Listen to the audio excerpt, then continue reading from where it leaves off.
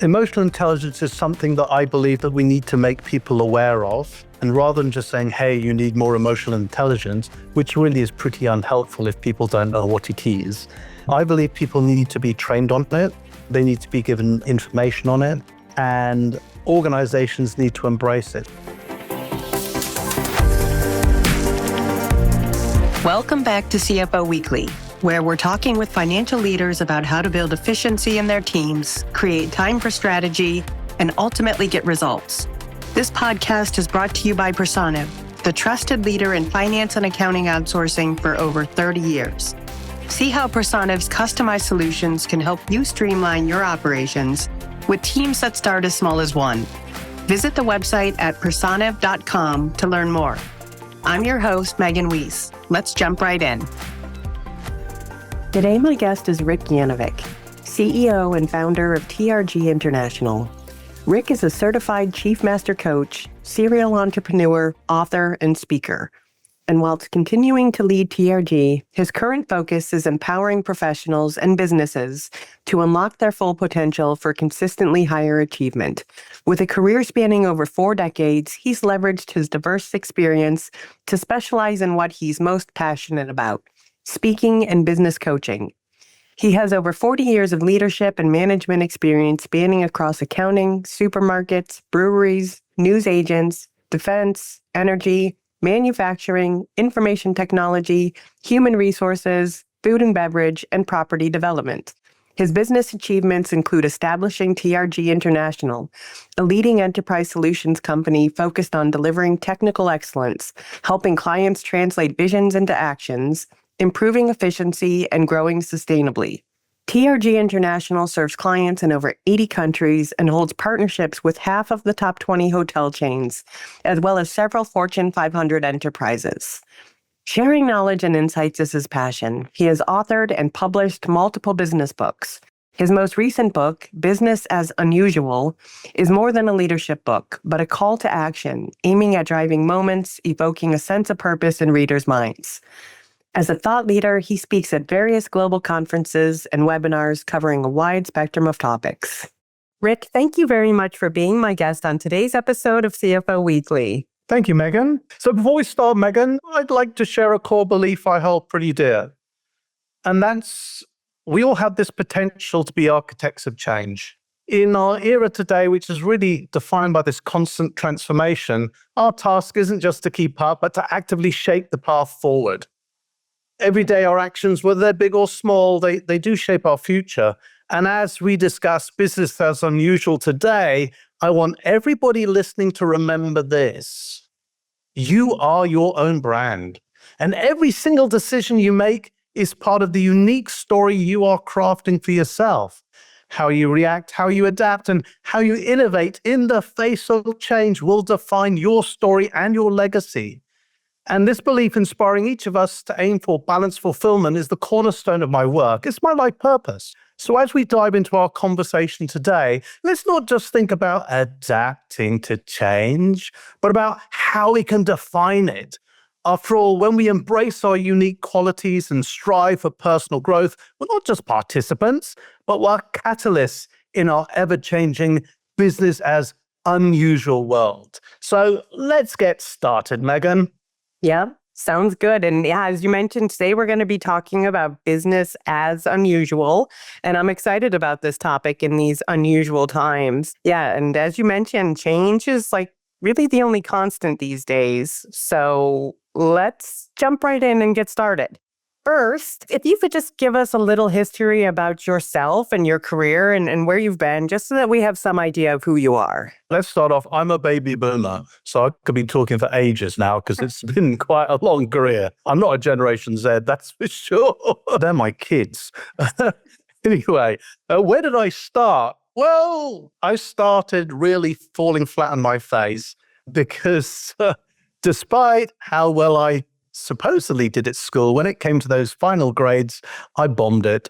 So I never got into university, and I ended up stacking shelves in a UK supermarket chain as a management trainee. After a while, I realized I was a bit brain dead. Nothing against supermarkets, I do like them, because I'm a numbers person.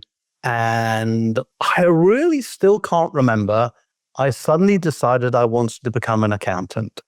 I don't know where it came from, but it came from somewhere. And so I went to accounting school and I became an accountant. And I first went into practice and I hated it from day one.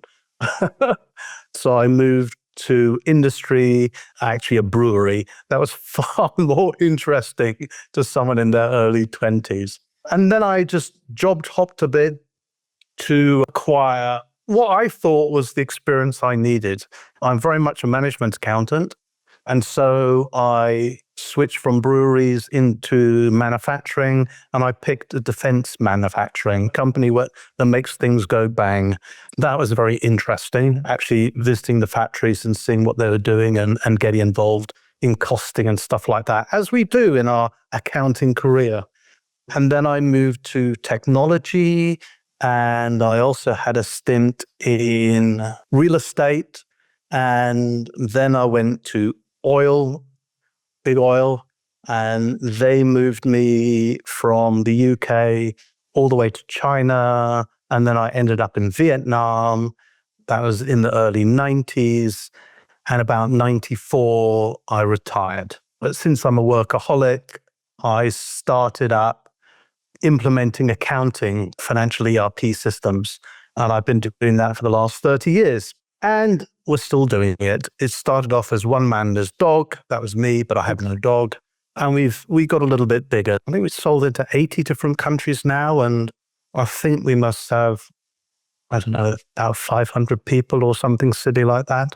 Yeah, so that's what I've been doing. Yeah, for the wow. last 30 years. What an amazing 40 years. career you've had. So as you look back on your career, what lessons have you found yourself revisiting the most when thinking about business transformation and leadership? What I've seen is, as I've actually had a rather eclectic background, I've worked in lots of different industries. And the joke is, as an accountant, they're all the same. A debit's to the debit and a credit's to the credit. Yeah. And I think the problems that we're faced with, especially as a CFO, are pretty similar. There are always reporting problems, trying to get the data together, trying to provide the information to the people who need the information in time and not late. Try and reduce that month-end close. I remember way back when I first started, the PC had only just come out. We were using mainframes. When I was working in practice, I actually was putting entries into a leather-bound ledger. I'm not giving my age away, but that's how things used to be. Now, with all the automation that we have, it's really about, I'm a big fan of continuous close. I don't believe in month-end close. I want continuous close. We want access to information, the latest data 24/7. And there's that sort of desire, and get rid of all the paper, that's been in every single industry I've ever touched. It's really consistent. And yeah, we're all still struggling to do it. And you've written a book, and the title of that book is Business as Unusual. So what inspired you, first of all, to write that book? It was triggered by the pandemic. As I mentioned, I'm in Vietnam. Well, not now. I'm commuting there from Switzerland. But I spent 34 years living in Vietnam. At the time of the pandemic, was that 2020 now? We had some pretty severe lockdowns. So I found myself, couldn't leave the apartment. So what better to do than write a book? And so where did the name come from? Well, at that time, when I spoke to other business leaders, I started to get fed up when people said, when this is over and when we get back to business as usual. And I thought, I'm sorry, that's really stupid. There is nothing remotely usual about what is going on here. And there are industries failing and business failing left, right, and center. And just because a pandemic goes away, they're not going to suddenly recover. They've already gone out of business. There is no going back to usual. It's only business as unusual. And even when restrictions were lifted, they get slammed down, shut again a few months later. It's open, close, open, close. And in Vietnam, they closed the borders for more than a year. And it's taken years to recover them. Like a lot of the world, companies are still in recovery. A lot of companies are still in recovery. And millions of people lost their jobs or became disillusioned and moved on. to find something else. That's all a symptom of this business as unusual. And it has not stopped. It really hasn't stopped. And within this book, you talk about thriving in a new renaissance. So in your view, what defines this renaissance and how can businesses adapt to capitalize on the opportunities that are presented? So what did I really mean by it's the new renaissance? What I did is I was looking at the old renaissance and I was comparing it to the new renaissance to see where are the differences.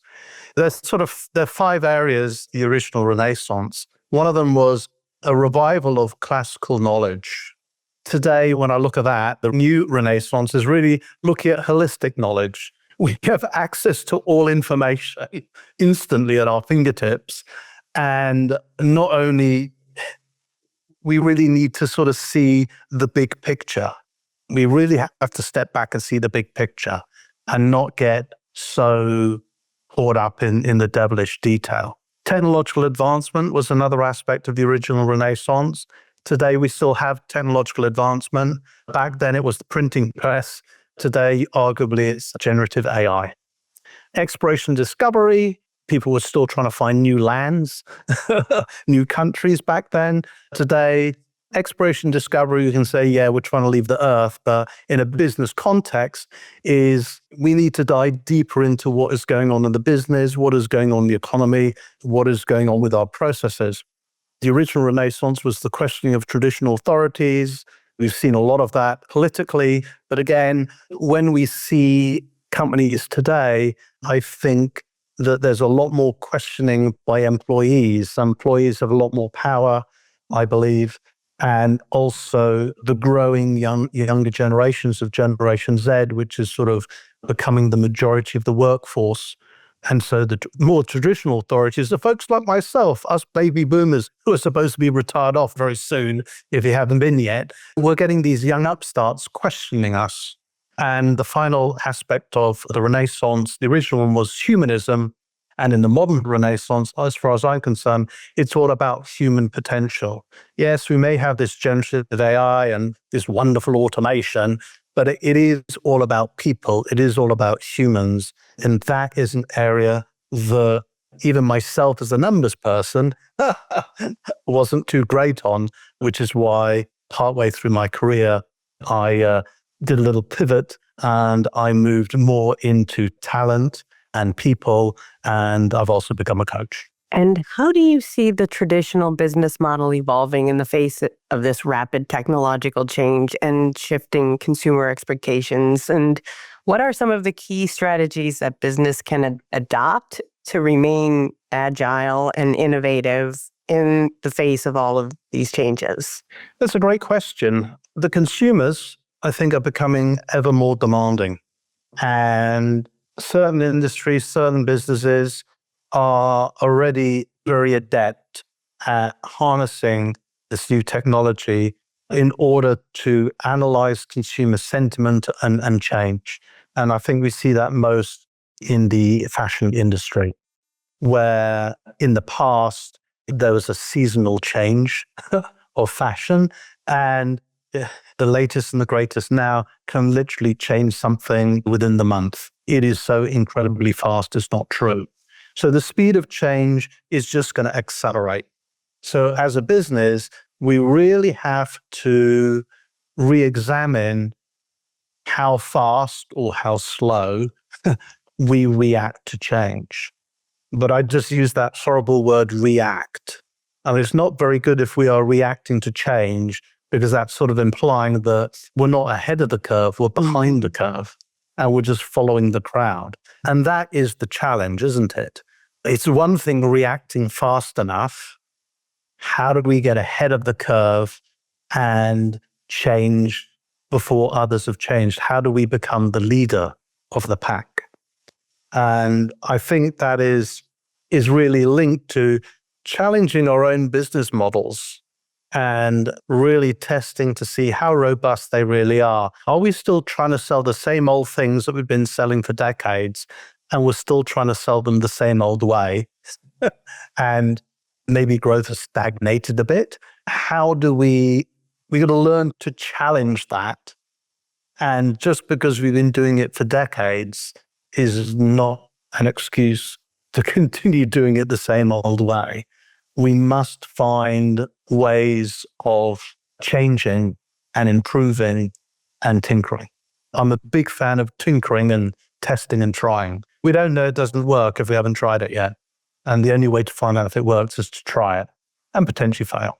Yeah, I mean, change is happening so quickly. It's very difficult to stay ahead of it. So, do you have any advice for being proactive when it comes to change rather than just allowing change to happen to us? Well, it's sort of fostering a culture of innovation, really encouraging people to tinker or to come up with ideas. We want the new ideas. We want these. I really like the Generation Z. They're very different from my generation. And I want to hear their ideas because they're the future buyers, or they are the buyers. Yeah. I find it hard to put myself in their shoes, no matter how hard I try. I'm not like that. And I need to hear it from them. And I need to be open-minded enough to interact with them and hear the ideas. And when I say open-minded, I don't mean just sit and listen. I mean, be prepared to change my own perspective. As in, okay, I was wrong, or this fuddy-duddy way of doing things might have worked for the last few decades, but so what? This idea that these folks have proposed, let's give it a go. Let's do a pilot or something and just try it. Until I try it and bring it to market, I don't know if it's going to fail or be successful. And your approach to leadership emphasizes creating a sense of purpose. So, how do you believe leaders can cultivate a culture of purpose within their organizations, especially when times are just so uncertain and it's hard to maybe find your purpose? I mean, if the company hasn't got a purpose, that's a problem in the first place. It's got to be priority number one. I mean, traditionally, companies have had their vision and mission statements and their values, which is wonderful. But I think it was really, I'm going to accredit it to Simon Sinek and his Start With Why, who introduced the concept of, hey, it's more important to understand the why. What's the why of the company? What is the point of the company? And even in the coaching and advising that I do, especially of startups, I always start with that. What is the point of all of this? We can deal with the vision and the mission after we've got our purpose straightened out. So I would always encourage companies to revisit their purpose. If they haven't got one, put one together. And if they have got one, all right, bring it up again, talk about it, revisit it. Okay. Does that everybody really understand it? Has the purpose changed? As in, was it something that somebody came up with and you stuck it on the website and you stuck it on a wall somewhere, but no one actually embraces it, no one really follows it? Because I believe that it's really important for the company to have a purpose, just as it's important for every individual to have a purpose. And when you have both of those, it's the alignment between the two. So if I as an individual have a purpose and my purpose is in alignment with the company that I'm working for, then I'm more likely to feel fulfilled and happy.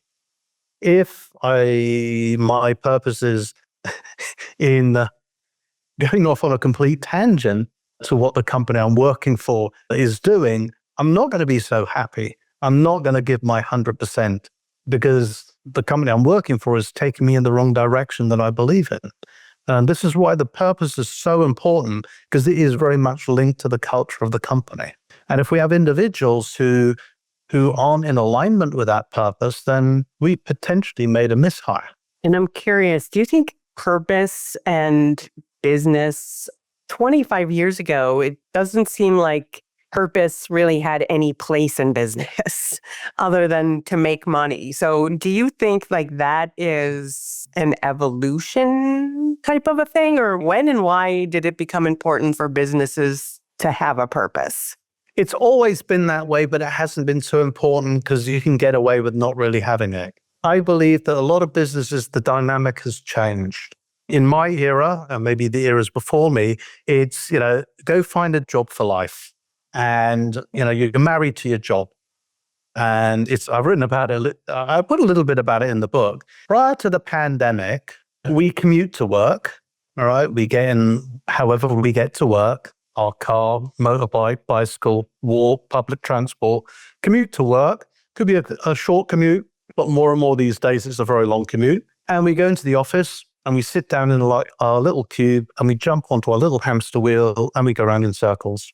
And we're married to our job because it gives us an income and it pays the mortgage. And that's life. And then the pandemic came along and they threw the office away because we weren't allowed to go into the office and we got stuck at home. And for some people, the job was thrown away because wherever they worked either retrenched them or their business went out of business. All sorts of nasty things happened. And for a lot of people in all parts of the world, they lived a very different life for a long period of time. And it wasn't necessarily easy. Now, for some people, during that time, maybe they had a lot of time on their hands because there wasn't much to do and you couldn't go out. Some people, I believe, realized that they weren't actually that happy with the job that they have. And when they were allowed to go back to the job, it wasn't the same because not only has the environment changed, there are some companies who said, hey, we saved money by not having to have an office anymore. So just carry on work at home. Don't come back. We threw the office away. We're now working 100% virtual, which suited some people, but it also didn't suit other people. What really changes, people change. The employees, well, everybody changed. Everybody working for the company changed because we all managed to experience a different way of working or non-working and more time on our hands to think about what it is we want out of life. And it's not necessarily work. And so that's what I believe triggered the whole great resignation, the great reshuffle, the great whatever it needs to be, and whatever anybody wants to call it. Because as people came back, they found out that things didn't fit very well anymore. They didn't fit the organization, or the organization didn't fit them. They didn't like their job anymore, or they didn't even have a job anymore. And so they went in search of the greener fields because the grass is always greener somewhere else, isn't it? And then they got there and found out it wasn't so green either, and they carried on moving. And so there's this sort of merry-go-round. I think there's still an awful lot of people out there who are still trying to find where they fit the best. So it's become harder and harder to retain people. And even if you're retaining people, there is a risk that you're retaining people only because those people need a job because they lost their previous ones. The risk is for organizations is we need to make sure we have the right people. And for an individual to join the right organization. And one of the things that helps is having a clear purpose. If that business has a very clear purpose and the employee is in alignment with that purpose, they like that purpose, and it's alignment with their own purpose, then that's going to be a much, much better fit than somebody joining who really can't give a stuff about the company's purpose and is only just treating it as a job. You're never going to retain that person because that person's heart and soul is not in it. They will never give that discretionary effort. Why would they? Why should they? Yeah, that's great advice. And in your book, Business as Unusual, you explore the correlation between culture and high performance. Can you dive a little deeper into this connection and maybe share examples of how a strong organizational culture has contributed to excellent performance? It is still linked to the purpose, along with a clear purpose, because the purpose is also linked to the core values of the company. And it's the core values and the purpose that shape the culture. Because the culture is supposed to be in support of that purpose. Yeah. And the core values are also supposed to be in support of that purpose, which creates the culture. And so if all of those are in alignment and the people working there are in alignment, it means that people are happy. They're actually happy to be there. They want to be there. They want to put in the discretionary effort because it has a meaning to them. All right? And so it's like if you have 100 employees and they all believe in the purpose of the company and they're all embracing the values and everything is in alignment, then you have 100 people going in the same direction. In contrast, if the 100 people are not fully bought into the purpose and they're not embracing the values and it's not in alignment with what they believe, then you do not have 100 people going in the same direction. You only have some of them, but others are going maybe in the complete opposite direction. So it's like having people slowing the organization down, or if this was some kind of tug of war, they're pulling the organization in the wrong direction. Now, whether they're actively pulling or they're just standing there and having to be dragged, they turn into more of a passenger. Okay? Now, when you have that kind of dynamic, it's very hard to have a high-performing team. It's a bit like having a football team and some of the football players are sitting down while the match is going on. It doesn't really work. And let's switch gears for a second and talk about, well, maybe we're not switching gears because it's in the same vein. Talent development, and that's a theme that you focus on. So what does effective talent management and development look like today, and how can companies leverage technology to enhance their talent development strategies? To me, it all starts with getting the right people on board. Okay, you can go back to Stephen Covey, said, get the right people on the bus, get them in the right seats, get the bus going in the right direction. To put a different analogy is, we just got to hire the right people. If we hire the wrong people, that's actually a big mistake, because it's a bit like, hey, we're about to come up to Christmas, you're cooking a nice Christmas meal. If you buy the wrong ingredients, it's going to be hard to serve up a good meal. People are not going to be happy. So we've got to start off with the right ingredients in the first place, which is hiring the right people. And to me, that is hiring the people with potential, but more importantly, with the right attitude. So they've got to have the right mindset and they've got to have the right type of soft skills. Hard skills are easy to teach. Soft skills are far harder. So as long as we've brought on the right type of people rather than the wrong people, we're starting in a good place. We have a good foundation. Now, for the talent development, I believe that we have to grow every single person. And I believe it's up to the company to provide a framework to allow people to grow. And I tend to use framework because I do not like it when we spoon feed people. I mean, we're humans, we're not babies, we're adults. And so when I say provide a framework, is provide the opportunity for people to grow, provide the programs for people to grow, provide the training for people to grow. It's a choice of the individual whether they're going to take up the opportunity or they're just going to throw it away. And this is where the correct mindset and the correct attitude need to come in, because people need to want to grow and they need to want that. Because if they don't, then what's the point in trying to grow them if the person doesn't want to grow? We can use all sorts of technology to help here. There is a wealth of assessment and tests that you can use to help find the right people. And when I'm talking about testing, I'm not talking about trying to find intelligent people or unintelligent people. It's got nothing to do with IQ. It's all to do about human behavior and knowing what behaviors contribute to the better performers in the organization. What are the behaviors of the people who really embrace the culture of the organization? So it's all about sort of cultural fit for the organization, but it's also looking at what's required for the role that you are hiring that person for. And in areas like accounting, maybe even technology, where there's a staffing shortage and it's hard to attract the right people, what is your advice to companies for making sure that they are getting the right fit and not just filling a role because it's empty? That really is a great question. It's very hard these days to attract good talent and compete with sexy companies to work like Google and Amazon. And like, how do normal companies keep up with that? Well, normal companies are a lot smaller. Yeah. They're going to be a lot smaller.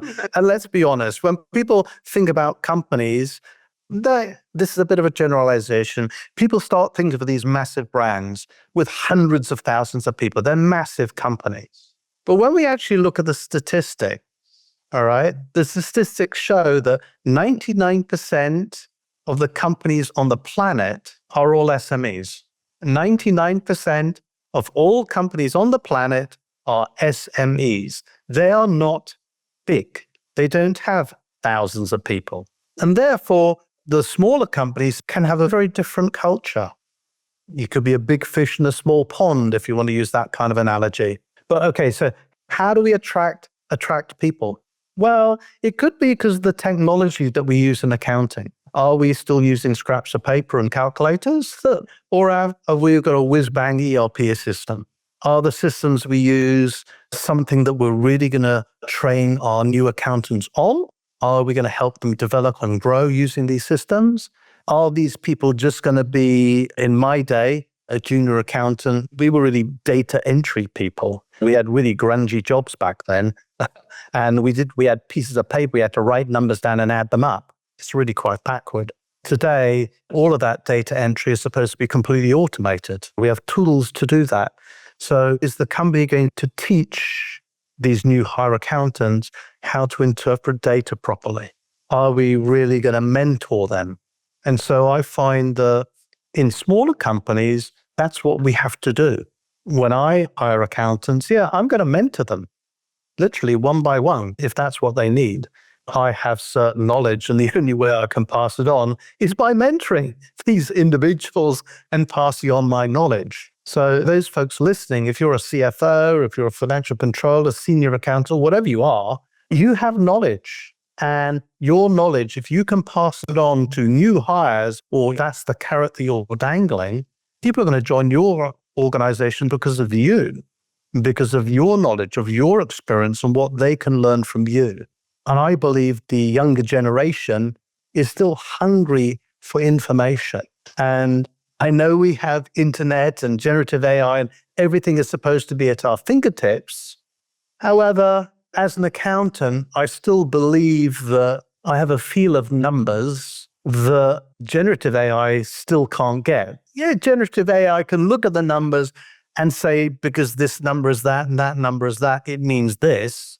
But they still don't have that feel of the industry. They don't have that feel of the business to really know what that number means. That's a very hard thing to program into a computer, and is that type of knowledge that is usually passed on through that mentorship or coaching within the organization. And let's talk about emotional intelligence for a bit. So EQ is another area that you highlight as critical for leadership. So how is it that you assess and develop emotional intelligence in both yourself and your teams? Is it something that someone just naturally born with, or is it something that can be developed? The good thing about all of these things, like these are all behaviors. Emotional intelligence is a behavior. And whether you behave rightly or wrongly, the good thing about behaviors is they're taught. They can be learned. They can be changed. And emotional intelligence is so important today because it is a uniquely human trait. And in the face of all of this technological change, the thing that we need to be cognizant of, it still needs people. And we need to be able to work with each other and deal with each other. So emotional intelligence is something that I believe that we need to make people aware of. And rather than just saying, hey, you need more emotional intelligence, which really is pretty unhelpful if people don't know what it is, I believe people need to be trained on it. They need to be given information on it. And organizations need to embrace it. So as leaders, we need to understand it. Now, a simple way of understanding emotional intelligence is it's how we show up, all right? So if each of us listening sort of thinks about the people around you, maybe in your office or your friends, and you can form an opinion about some of them. Some are friendly, some are less friendly, some might even be hostile. Some people are your go-to people. And that's that kind of feeling about other people you are creating in your interaction with those people. Now that, in a lot of cases, had been built up over a long period of time. But where emotional intelligence really comes into play is imagine a new person walks in the door of your meeting room, of a meeting that you are having. What's your first impression of them? When you ask them the question, how do they react? And so how a person acts to another person, how they react, how they interact, whether it's their verbal expressions, their body language, it helps shape the perception of the other person. So if you walk into that room and you're that friendly person, helpful person, maybe that's how people will instantly see you. Conversely, if you enter that room and you have a scowl on your face, you're staring at the floor, you're not shaking anyone's hand, you're not saying hello, you're being distant, you're not contributing, well, that's also going to form an opinion from other people. So it's how we show up. And that is a behavior that can be learned. And do you think EQ is something that's rare these days, or do you find that younger generations have more EQ than maybe baby boomers and Gen Xers? Okay, there are a few things. There's a potentially generational thing, but let's talk about accountants. Yeah, Some people, not generally I known remember- for having a lot of EQ. Yeah, so accountants, bookish people like numbers, hide me in a closet and just leave me with numbers and just don't disturb me. I'm happy. We are typically introverted. This is a generalization. So for all of you extrovert accountants out there, apologies. But in general, especially when I was growing up as an accountant, we were usually the butt of the jokes. People used to make fun of the accountants all the time. We're boring people with the double pocket protectors, always got our head buried in a book or in numbers. And we were not the life of the party, that's for sure. However, now our challenge is, especially as you go up the ladder and you enter the C-suite, you've got to become a people person. People are looking up to you. The younger generation, they're maybe not as deferential to elders as maybe we were brought up to believe. And so they are more challenging and they want to know stuff. And we're expected as accountants, especially the more senior we are, to go out in public and speak. Yes, do some public speaking. Be a front man for the company or for the department or the division or whatever. We need a lot of EQ for that. We really do. And for those accountants out there who haven't even progressed to becoming an accounting or a finance business partner, it does mean working with non-accountants and working with people outside our accounting team.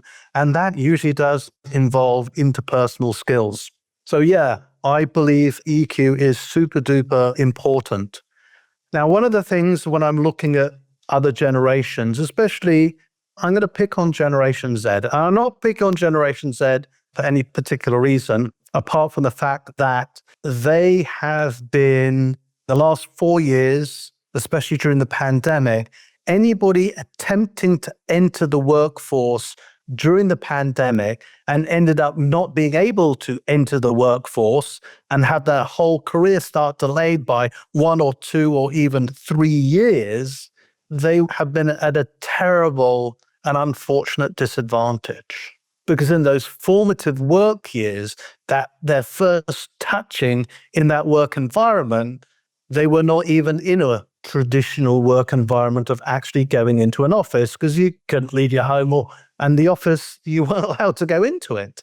And so how did they learn the interpersonal office skills that they need to actually work and interact and collaborate with other people?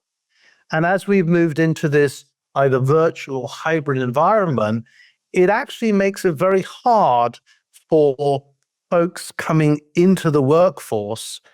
If they're not going to that office environment, it's very hard for them to feel connected because they're not. And I don't care how brilliant Zoom is or Teams or whatever anybody is using, it's very hard to form a good, trusting relationship if all you see is this little face on the screen. It's not the same. Well, it isn't for me. Yeah. I'm a baby boomer. Now, I've seen that there are a lot of the younger generation because they are using this virtual communication. And I have met a lot of young folks who couldn't join the workforce. They were delayed 1 or 2 years before they actually stepped into an office because of the pandemic. is their interpersonal skills for far too many of them. I'm not saying all, but far too many.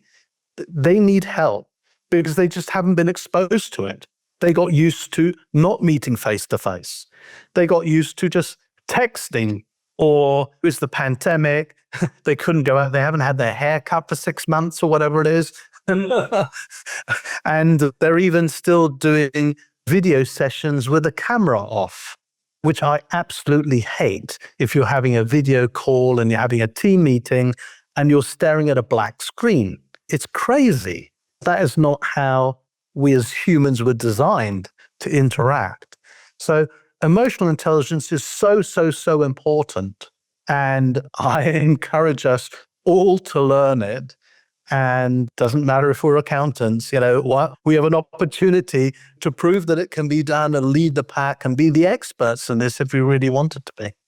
Yeah, that's so true. I never really thought about that, but I look back on my own first 2 years in the workforce, and I mean, those 2 years kicked my butt, but they were like, I learned so much just being around like senior leaders and people who were more experienced than me. And you're right, that's been missing for the last few years for a lot of people. And it's still happening now. My daughter, she graduated in 2020 for her bachelor's. And it took her a while. She ended up doing a master's. And then, the pandemic was still on when she graduated on that. And it was still very tough to get a job. My son, he's just graduated this summer, and he's finding it still tough to get a job. Yeah. And I have many friends who've got kids who have just finished their masters or whatever they have done from all around the planet. It doesn't matter if they're in Europe, the States, Australasia, Southeast Asia. Just because you got a degree is still no guarantee that you'll get a job. And woe betide those people who don't even have a degree, and they're competing with the same people who have got a degree who are going after the same job. I was doing a talk, last time I was in Vietnam, the last month, I was doing a talk to a group of visiting students from the UK who were on a scholarship to experience business and other culture. And the talk that I gave was about business ethics and comparing the business ethics of the UK and Southeast Asia, which are different. In one of the breaks, I was asking them, there are about 2,000 of them, and they were all finalists. I said, right, have you found a job yet? And not one of them had found a job. And these are honors students. These are scholarship winners. These are the smartest folks. And they are struggling to find a job.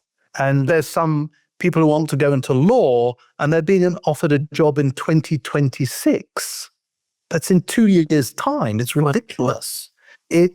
I feel for young folk. I really do. Why do you think it's become so competitive? Is it technology to blame, or why is it that it's so difficult for college graduates these days to find a job?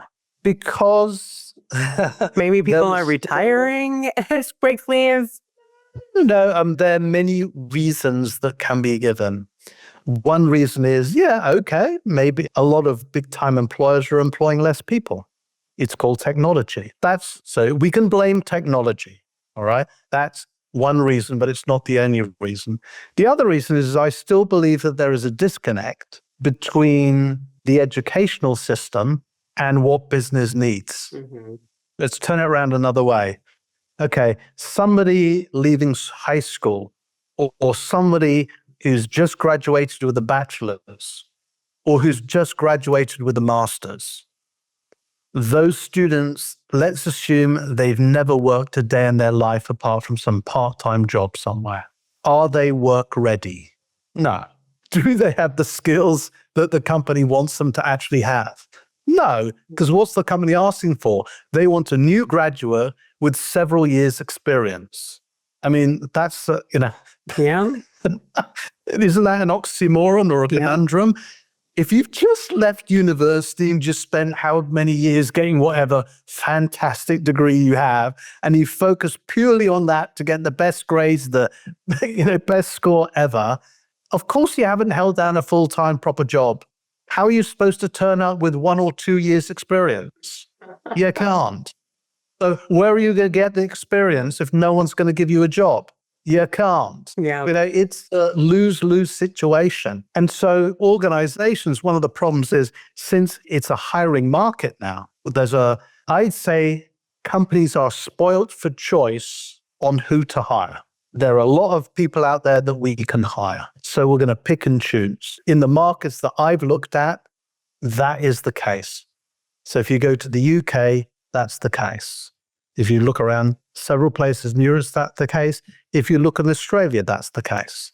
There are thousands of job applicants for that one job available. Of course, the company is going to pick the best person.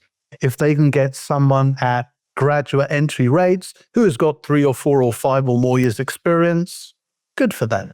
You could say it's unfair, but that's what's happening. Yeah. Now, it's interesting, Megan, you were saying, yeah, it's hard to attract the right talent, which would imply that there are not enough people applying for the jobs. Yeah.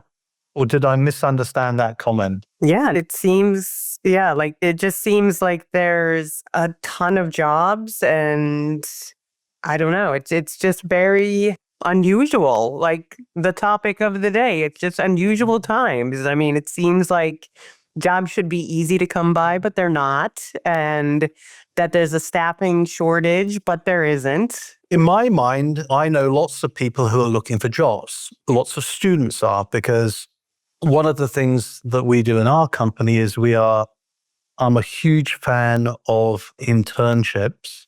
And we've been offering them for 20 years. It was actually the pandemic that triggered my madness, as it were, around internships.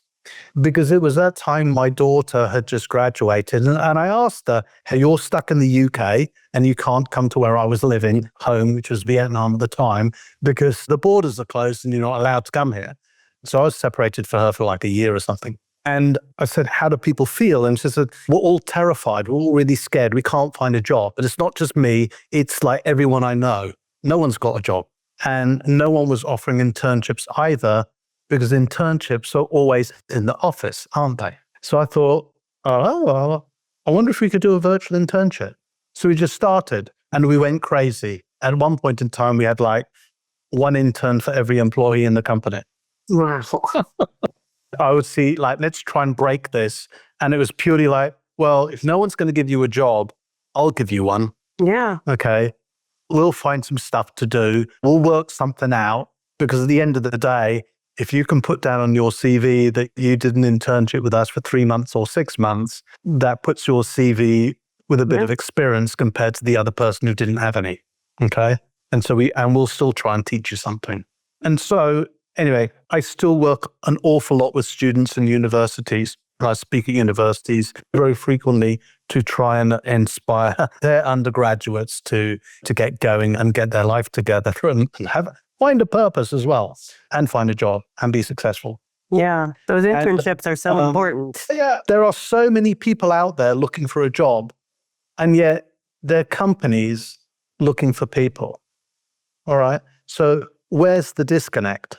Are companies looking in the wrong place? Have companies got a little bit too carried away with the recruitment technology they are using? Yeah. And they are accidentally screening out so many applicants. Yeah, I think that is partially to blame for sure. It's like sometimes Because if there are hundreds of people, if there are hundreds of people applying for every job, and you're using a screening tool to say, just screen out everybody who doesn't fit this criteria, companies are still failing to acknowledge that let's say 100 people apply, and your screening tool is going to screen out 90 of them. Those 90 people, most of the time, don't even get an acknowledgement that they've been screened out. They get nothing. Yeah. Okay. And the thing that I still hear today, again, on these young folks, is they've applied for a job. They even went for an interview, or they did the test or whatever it was. And after many weeks, they're still waiting for a reply. Wow. I just tell them, just stop waiting. You're not going to get a reply. Yeah. If you haven't got a reply within, best practice, you should get a reply at least within a week, 2 weeks at the very, very worst. Yeah. So again, if we say, hey, it's very hard to attract the right people, well, maybe we should treat applicants better. Yeah. Yeah. What if we acknowledged every single applicant, even if you don't offer them a job? Yeah. Well, here's a challenge for you. Make your recruitment so good that even the people you do not give a job to say that you are wonderful. Yeah. The world would be a much better place if that were true. It would. Yeah. People would at least feel valued and seen. It's not just the companies who are making little errors like that. It's also the applicants. Yes, I do get people applying and they say, dear, get my name wrong, get the company name wrong in their covering letter. Yeah, they're just chucking out a template. Yeah. That's also pretty silly. So relying purely on technology, it can go a little bit wrong as well. So for those people who put that human touch in their cover letter, and they should stand out. They should stand out. Yeah. So maybe that's what's missing on both sides is that human touch. Yeah. And last question, but as we're entering 2025, how is it that you see the role of CFO evolving in the business as unusual world? I personally think that the role of the CFO holds as much promise today as it always has when I entered accounting 40 years ago. I've always believed that accountants, that financial/business sense that is grounded in our accounting studies and what we do day to day, because we're all about providing information that people can use to help make better decisions, better business decisions, which is good for organizations. I think as the CFOs, we're still in that position. However, we have even more technology in our grasp, even more technology in our fingertips. So we can do potentially even more with less. So all those, I'll call them boring, mundane, simplistic accounting tasks, they can be automated to death.